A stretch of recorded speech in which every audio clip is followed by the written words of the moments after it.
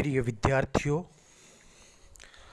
आज हम सिख अंग्रेज़ जो संबंध हैं पंजाब की जो प्रमुख एक कौम सिखों के अंग्रेज़ों के साथ में संबंध, उस व्याख्यान माला का चौथा भाग हम कर रहे हैं।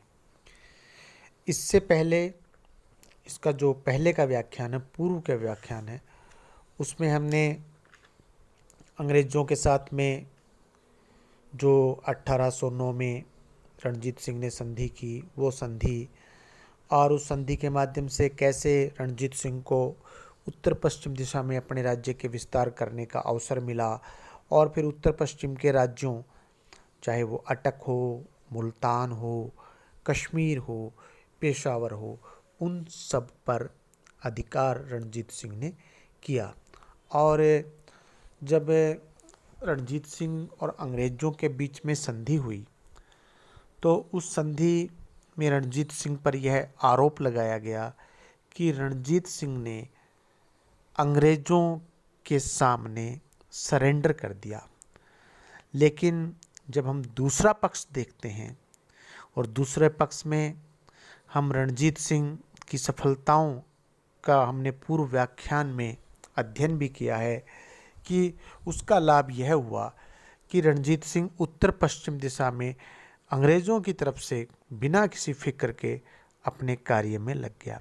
यह ठीक है कि वह सतलुज पार यमुना नदी की ओर यानी कि पूर्व दिशा में अपने राज्य का विस्तार नहीं कर सका, लेकिन उसके एवज में उसने उत्तरी पश्चिमी दिशा में अपने राज्य का विस्तार किया।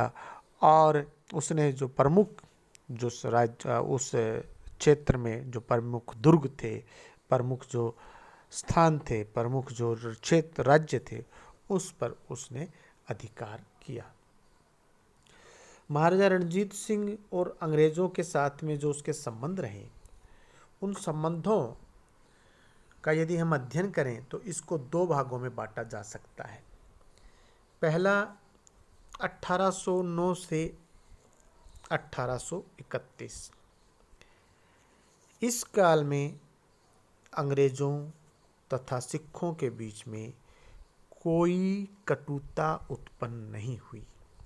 वह दोनों में सद्भावना बनी रही। अमृतसर की संधि के बाद, अमृतसर की संधि जो कि 1809 में अमृतसर की संधि हुई थी, वो उस संधि का मैंने अभी भी जिक्र किया कि अमृतसर की संधि के माध्यम से ही यह तय हुआ था कि रणजीत सिंह पूर्व की ओर नहीं जाएगा और अंग्रेज़ जो है वो उत्तर पश्चिम की ओर नहीं जाएंगे। उस संधि में ही रणजीत सिंह पर आक्षेप था कि उसने अंग्रेज़ों के सामने घुटने टेक दिए। उस संधि में ही रणजीत सिंह की प्रशंसा की इतिहासकारों ने कि उसने उत्तर पश्चिम दिशा में अपने राज्य का जो है विस्तार कर लिया। तो यूँ कहें कि ये ठीक रहा अमृतसर की संधि। अमृतसर की संधि के बाद जब सतलुज के पश्चिम के राज्यों ने अंग्रेज़ों से रणजीत सिंह के विरुद्ध सहायता की मांग की तो अंग्रेज़ों ने उन्हें सहायता देने से इनकार कर दिया, क्योंकि उस समय अंग्रेज हस्तक्षेप की नीति पर आचरण कर रहे थे। दूसरी ओर रणजीत सिंह ने भी निष्ठापूर्वक अमृतसर की संधि का पालन किया। ऐसे अवसर भी आए जब वह संधि को भंग कर सकता था, परंतु उसने ऐसा नहीं किया। 1816 में नेपाल युद्ध व 1824 में बर्मा युद्ध के समय महाराजा ने अंग्रेज़ों की कठिनाइयों का लाभ उठाने का कोई प्रयत्न नहीं किया। नेपाल के राजा द्वारा सहायता मांगने पर भी रणजीत सिंह ने उसे सहायता देने से इनकार कर दिया। इसी प्रकार उसने तृतीय मराठा युद्ध में भोंसले को और 1825 में भरतपुर के जाट राजा को अंग्रेजों के विरुद्ध सहायता देने से इनकार कर दिया। वास्तव में रणजीत सिंह अंग्रेजों की शक्ति से इतना प्रभावित था कि उसने इस अंतराल में अपनी ओर से ऐसा कोई कार्य नहीं किया जिससे अंग्रेज अप्रसन्न हो जाए। रणजीत सिंह की सैन्य शक्ति व कुशल शासन व्यवस्था में से उसकी जो शासन व्यवस्था है से पंजाब में भी पूर्णतया शांति रही। अतः अंग्रेजों को वहाँ हस्तक्षेप करने का अवसर भी नहीं मिला। परंतु 1827 से 1831 के मध्य रणजीत सिंह अंग्रेज़ों की नीयत पर पेशावर के मामले में कुछ शंका करने लग गए थे। दूसरे चरण में 1800 जो हमने 31 से 1839 के बीच बात की, जब हमने कहा था कि इसका अंग्रेज़ों के रणजीत सिंह के संबंध कैसे रहे, तो हमने कहा था कि इसको हम दो भागों में बांट सकते हैं। पहला 1809 से 1831 और दूसरा 1831 के बाद। दूसरे चरण में यानी कि 1831 के बाद सिख और अंग्रेज़ों के संबंधों में बदलाव आया। अब अंग्रेज़ दबाव व धमकी द्वारा रणजीत सिंह को मित्रता निभाने के लिए विवश करने लगे। सबसे पहले अंग्रेज़ों व रणजीत सिंह के मध्य सिंध एक पेचीदा प्रश्न बन गया। अब तक पंजाब में रणजीत सिंह की शक्ति संगठित हो चुकी थी। वह पंजाब के दक्षिण की ओर से सिंध क्षेत्र पर अपनी दृष्टि लगाए हुए था। सिंध के अमीर कमज़ोर थे। वे सिख सेना का अधिक समय तक सामना करने में सक्षम नहीं थे, परंतु अंग्रेज सिंध पर अपना प्रभुत्व स्थापित करना चाहते थे। लॉर्ड विलियम बेंटिक को ब्रिटिश सरकार से विशेष निर्देश प्राप्त हुए थे कि वह पंजाब व सिंध पर नज़र रखे, क्योंकि अफ़गानिस्तान व मध्य एशिया पर प्रभाव जमाने की अंग्रेज़ों की योजना में ये दोनों राज्य महत्वपूर्ण सिद्ध हो सकते थे। परिणाम स्वरूप बेंटिक ने अलेक्जेंडर बर्न्स को कुछ बहुमूल्य उपहारों के साथ सिंध नदी के मार्ग से रणजीत सिंह के पास भेजा। यह दूत रणजीत सिंह से संबंध बढ़ाने के लिए नहीं, अपितु सिंध की भौगोलिक व राजनीतिक स्थिति के बारे में जानकारी प्राप्त करने के लिए भेजा गया था। बर्न्स रणजीत सिंह से मुलाकात करके गवर्नर जनरल के पास गया और सिंध के विषय में पूरी रिपोर्ट गवर्नर जनरल को सौंप दी। इस रिपोर्ट के आधार पर ही बेंटिक ने सिंध विजय की योजना बनाई। उस योजना को ध्यान में रखते हुए बेंटिक ने रणजीत सिंह से बात की थी और इधर रणजीत सिंह भी गवर्नर जनरल से मिलने का इच्छुक था, क्योंकि उसका सेनापति हरि सिंह नलवा बहुत महत्वाकांक्षी हो गया था। रणजीत सिंह व उसके पुत्र खड़ग सिंह को यह भय था कि उसकी मृत्यु के बाद कहीं पंजाब पर कंपनी अपना अधिकार न कर ले। अक्टूबर 1831 ईस्वी में रोपड़ नामक स्थान पर रणजीत सिंह व लॉर्ड विलियम बेंटिक की भेंट हुई। इस मुलाकात में बेंटिक ने रणजीत सिंह को कंपनी तथा सिंध के अमीरों के मध्य व्यापारिक संबंधों की सूचना दी। साथ ही उसे आश्वासन दिया कि उसकी मृत्यु के बाद उसका पुत्र खड़ग सिंह ही गद्दी पर बैठेगा। इस भेंट के बाद सिंध पर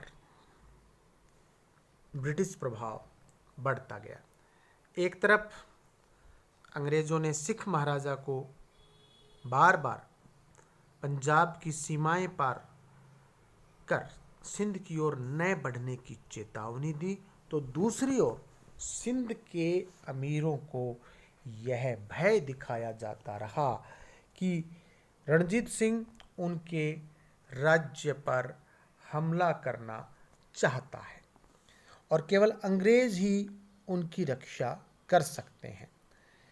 निदान सिंध के जो भी इसका निदान है, जो भी इसका सॉल्यूशन है, सिंध के अमीर कंपनी के चंगुल में फंस गए और रणजीत सिंह ने सिंध को पंजाब में न मिलाकर संपूर्ण पंजाब राज्य खो दिया।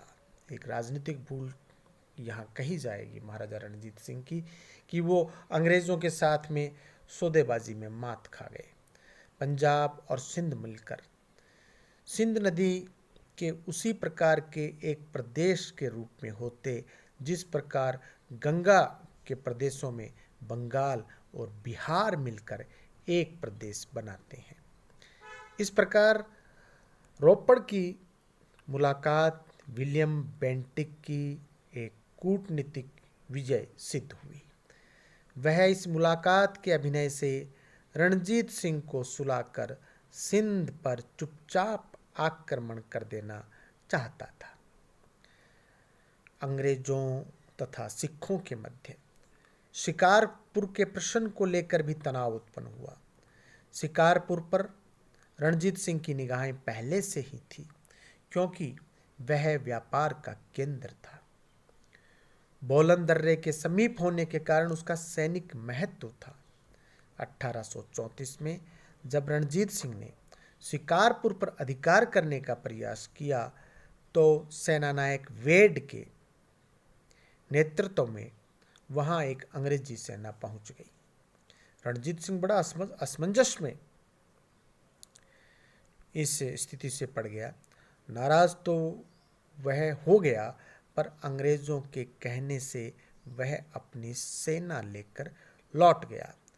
इसके उपरांत अफगानिस्तान के प्रश्न ने 1836 में दोनों शक्तियों में मनमुटाव उत्पन्न कर दिया। 1836 ईस्वी में जब ऑकलैंड गवर्नर जनरल बनकर भारत आया तो उत्तर पश्चिम की स्थिति बड़ी गंभीर हो गई थी। रूस का भारत के साथ गठबंधन हो गया तथा फारस ने हिरात पर घेरा डाल रखा था। ऐसी स्थिति में ऑकलैंड ने पंजाब, सिंध एवं अफगानिस्तान पर अंग्रेज़ों का प्रभाव स्थापित करने का निश्चय किया।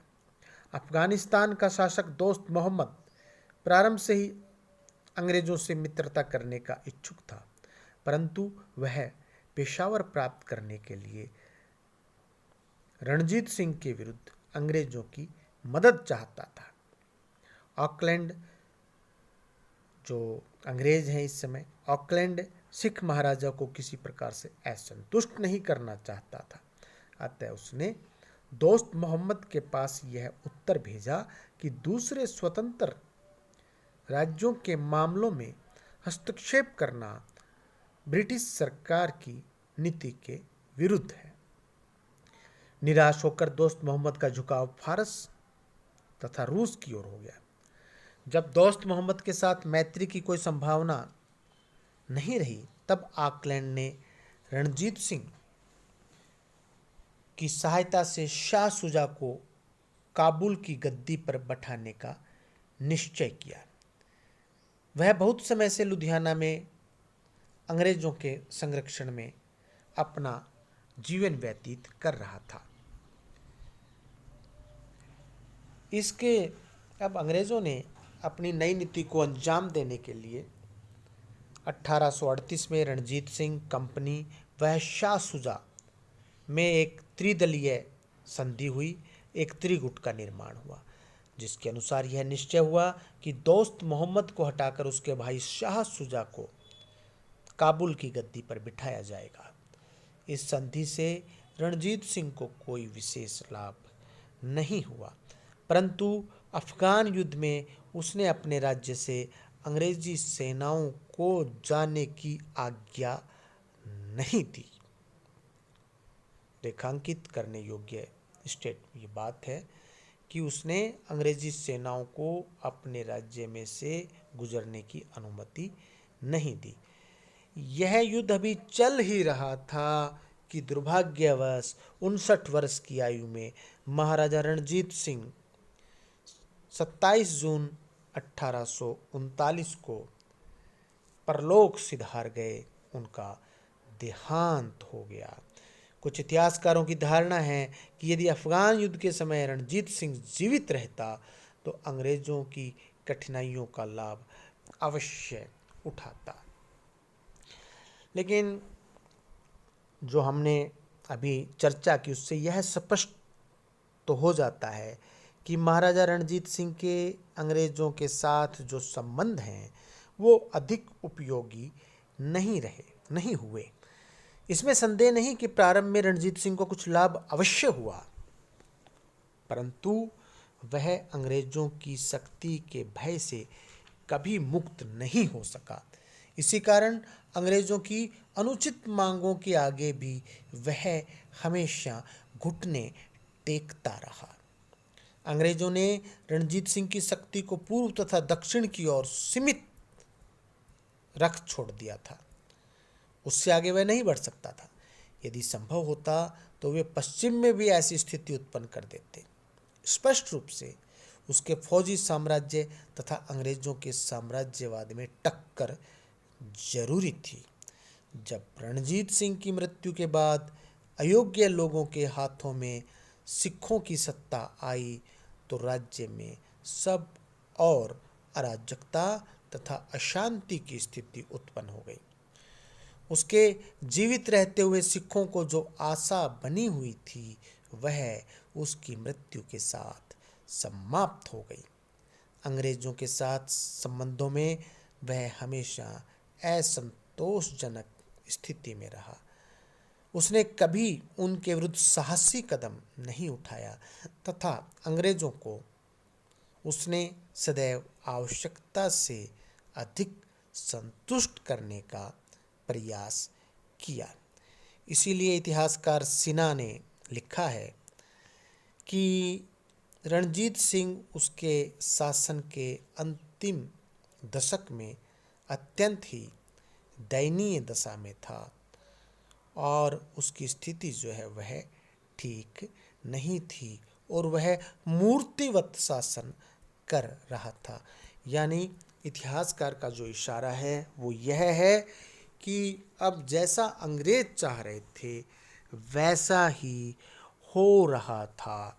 रणजीत सिंह अंग्रेज़ों के हाथों खेल गया या अंग्रेज़ों के कूटनीतिक जो उनका कुचक्र है उस कुचक्र में वो फंस गया और अंग्रेज़ों को उस स्थिति का लाभ मिला। धन्यवाद।